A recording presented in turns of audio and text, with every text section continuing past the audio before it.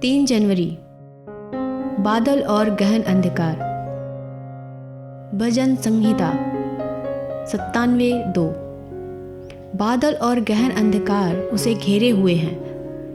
एक व्यक्ति जिसका ईश्वर के आत्मा द्वारा नया जन्म नहीं हुआ है आपको यही बताएगा कि यीशु की शिक्षाएं तो आसान है, लेकिन जब पवित्र आत्मा द्वारा उसका बपतिस्मा हो जाता है तब उसे पता चलता है कि बादल और गहन अंधकार उसे घेरे हुए हैं। हमें पहली बार इस बात का एहसास तब होता है जब हम यीशु मसीह की शिक्षाओं के पास आते हैं। हमारे भीतर चमकने वाले ईश्वर के आत्मा के प्रकाश द्वारा ही यह हो सकता है कि हम यीशु की बातों की पूरी समझ पा सकें।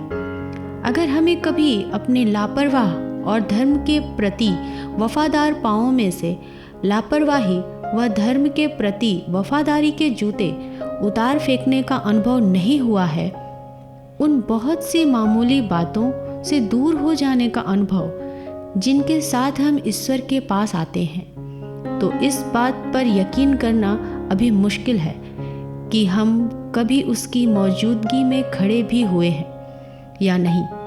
वे लोग जो चंचलता और निरादर से भरे हुए ईश्वर के पास आते हैं वही हैं जिनकी यीशु मसीह से कभी जान पहचान ही नहीं हुई है।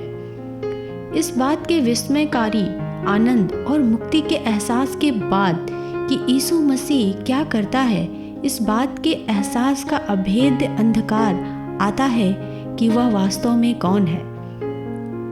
यीशु ने कहा, जो बातें मैंने तुमसे कही हैं वे आत्मा और जीवन है। पहले बाइबल हमारे लिए बस बहुत सी बातें थी, बादल और गहन अंधकार।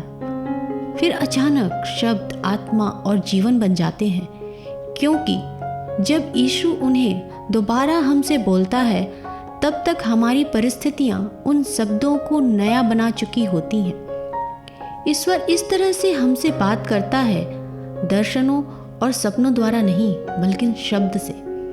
जब एक मनुष्य ईश्वर तक पहुंचता है तो यह एक बहुत ही आसान तरीके से होता है, शब्दों से।